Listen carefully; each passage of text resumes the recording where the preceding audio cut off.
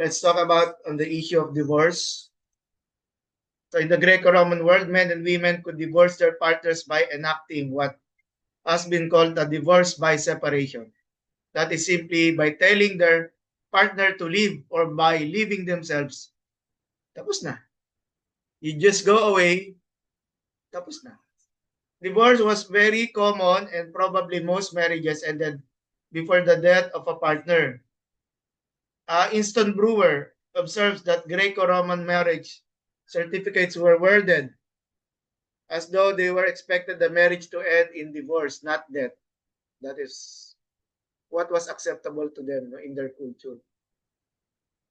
One funeral inscription from the 1st century BC commented, "Uncommon are marriages which last so long, brought to an end by death, not broken apart by divorce.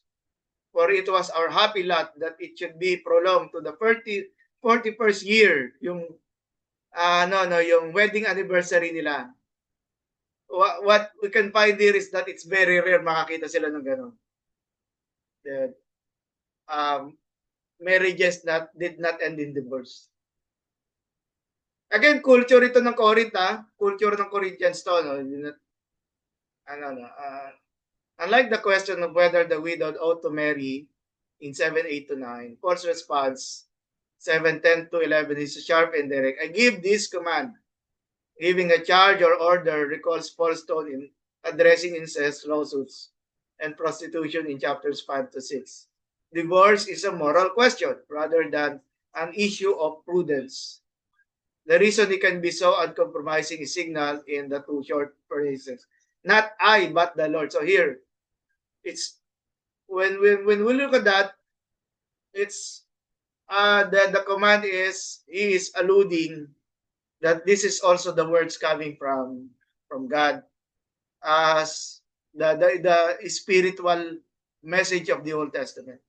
Paul's prohibition of divorce for Christian married couples is based on the teaching of Jesus, which was later preserved in Mark chapter 10 and Luke 16.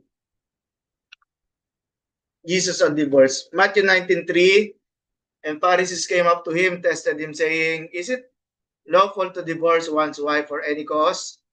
A question raised in Deuteronomy 24:1. When a man takes a wife and marries her, if then he finds no favor in his eyes because he has found some indecency in her, and he writes her a certificate of divorce, puts it in her hand, and sends her out of the house, he departs out of his house. No?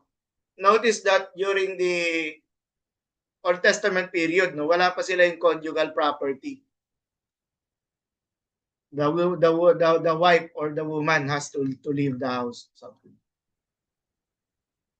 By H.G. Coiner, a contemporary rabbinic debate between the schools of Shammai and Hillel regarding the meaning of this unseemly thing in Deuteronomy 4:1. What does it mean? The school of Rabbi Shammai regarded adultery and moral misconduct as the only acceptable grounds for divorce.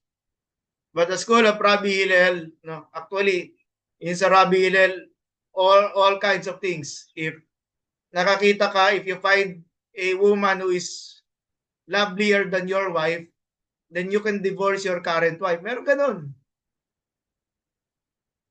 You do not believe it?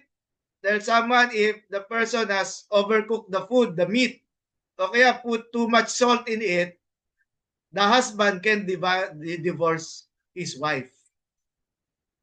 Ganon sila ka easy for them. No? Ate Eleanor, salita ka naman dyan. What were you trying to say? Unmute naman.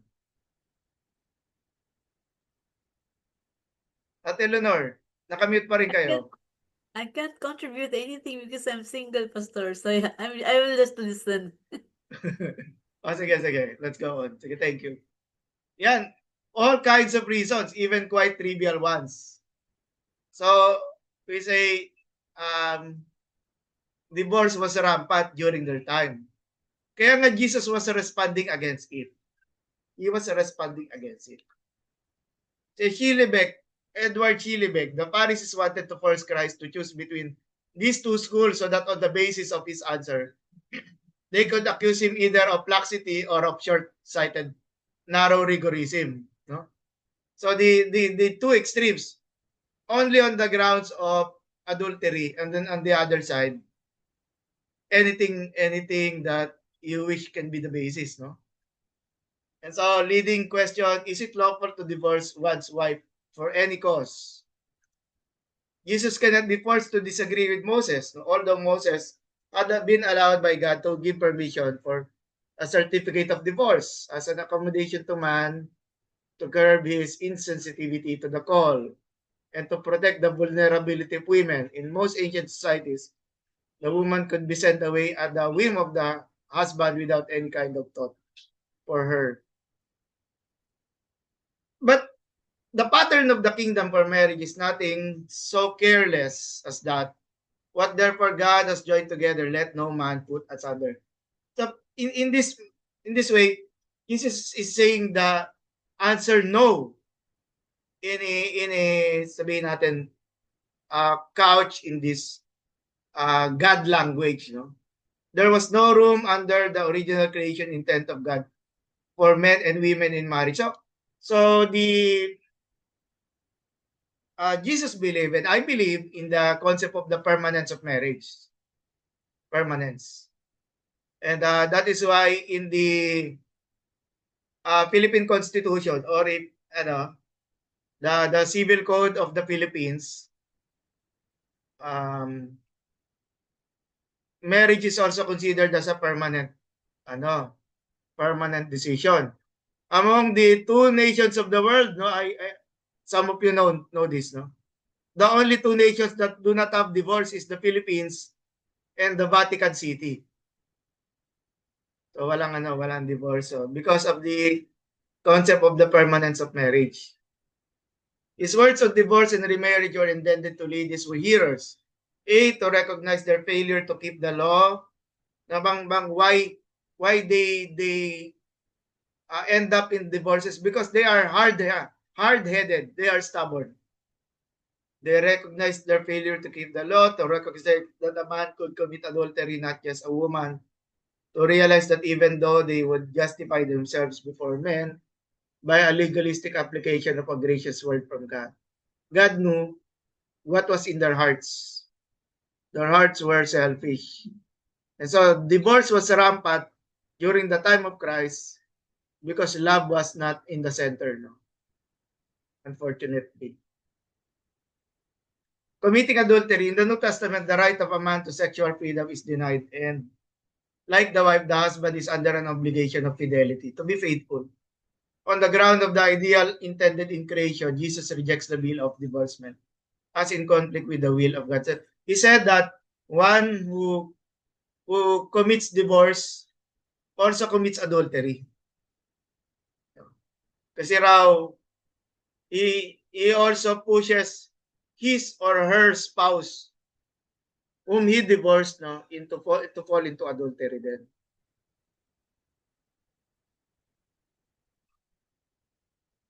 What is the meaning of commit adultery? So the word moikeia basically means yung word na macho, yung English na macho, means unfaithfulness to the marital commitment. In the Old Testament and Judaism, adultery was the violation of the marriage of another.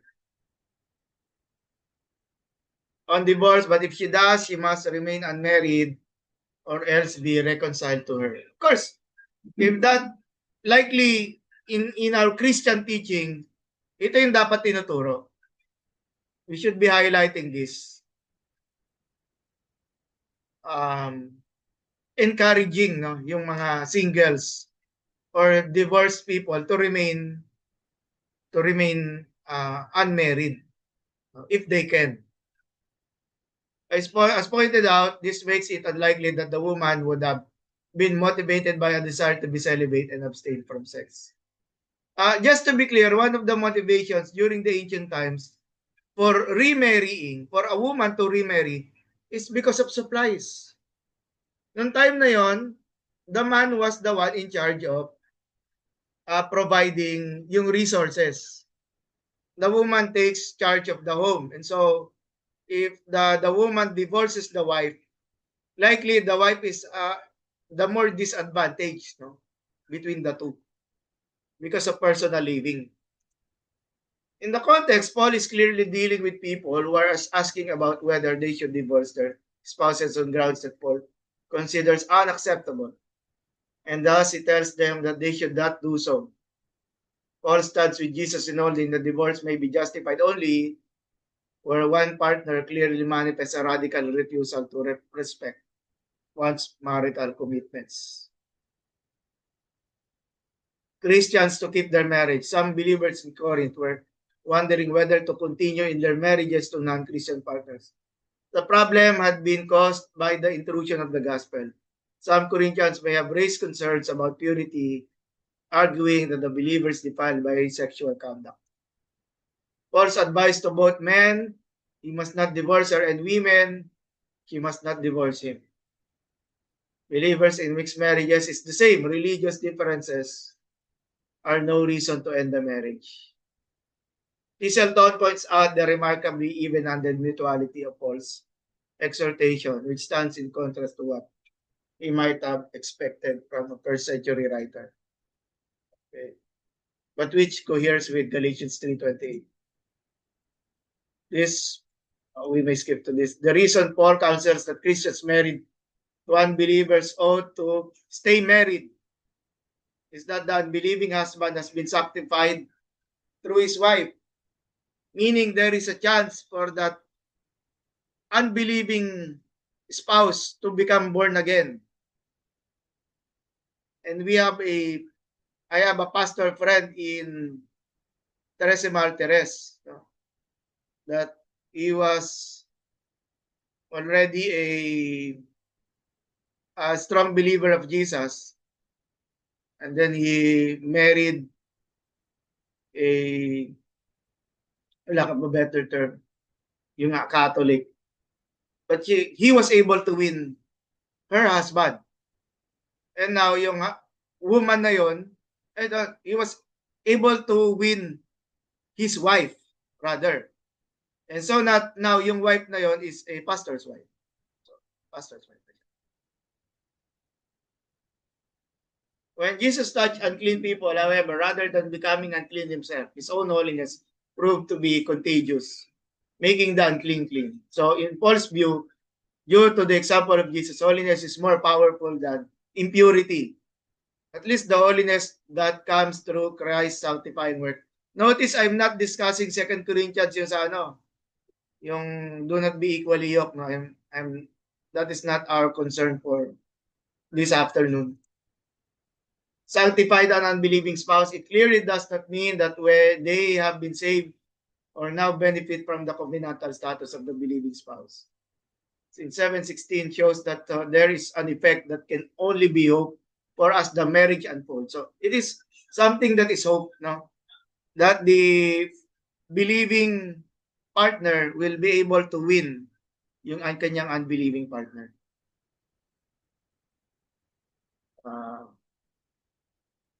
Mga betrothal to. Yonder Moynihan Gilead.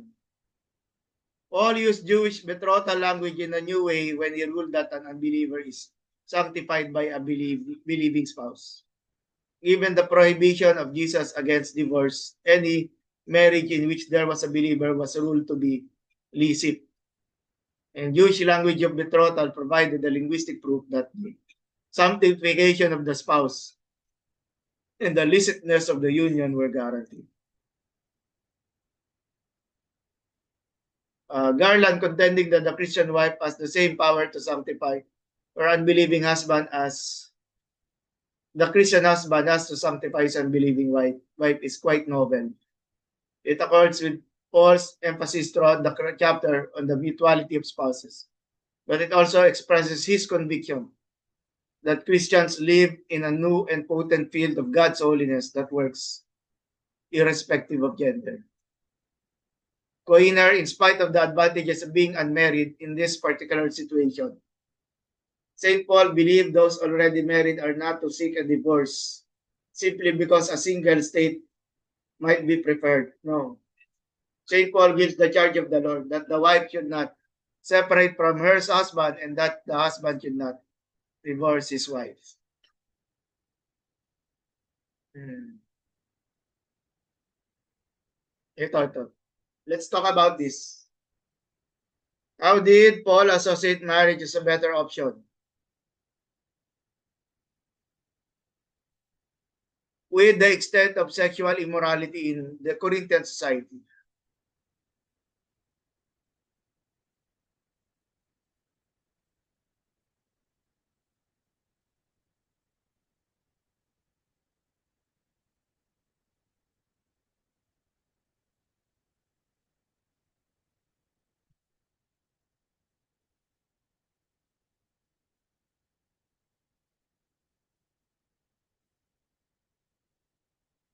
Huwag ka muna, Brother Yoni. Huwag ka muna.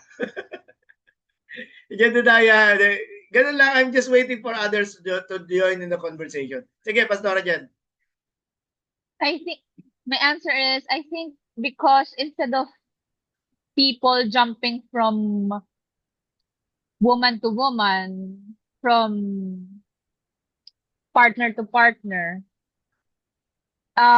marriage would be a better option for the people not to commit sexual immorality by fulfilling their needs. Mm-mm. That's my Yes.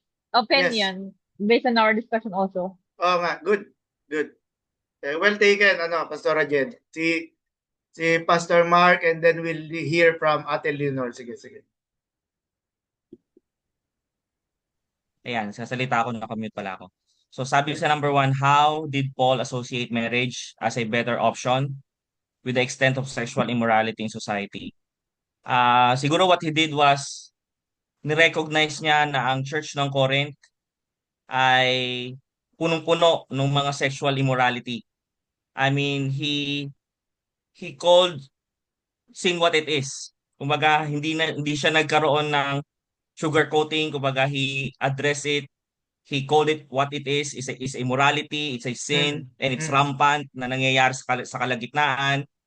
And to guard the believers, after telling them what the sin is, what the trouble is with them, ang sunod niyang ginawa is, in order to guard the believers from falling into temptation ng sexual immorality, in-encourage niya yung marriage. At kumbaga, in-emphasize niya na ang marriage ay isang ordained na pagsasama na kung saan ay, kumbaga, in the beginning, yun na yung kalooban ng Panginoon.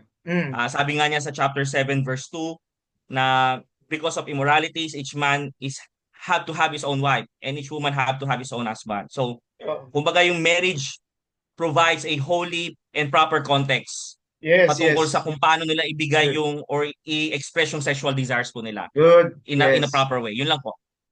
Thank you. Good addition doon sa sinabi ni Pastor Jed kanina.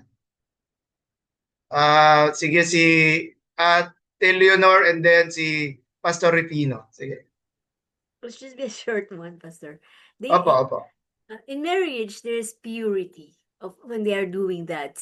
They call it sacred and exclusive. So that's why maybe Paul is emphasizing that, Pastor. Kaya nga. Yes. Thank you, Ate Leonor. Thank you. Sige, si Pastor Pino, let's hear it. Ay, Brother Yoni, pwede ka magsalita, ha? Alam ko naman, mukhang nag-work lang yung gimmick natin, no? Pero sige, si Pastor Pino. Yeah.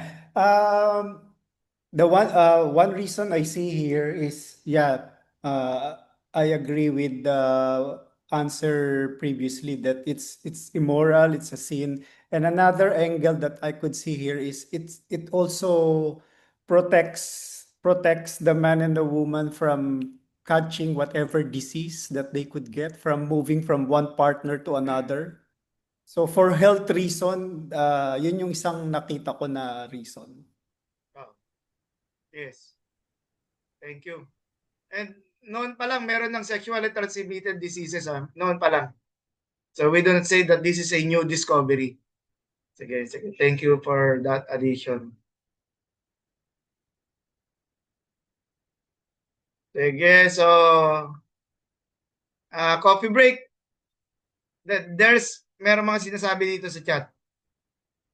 Sex is not bad. It was God who designed it, but must be done in the context and bounds of marriage, which is God's design also. Thank you. Thank you for that. Sige.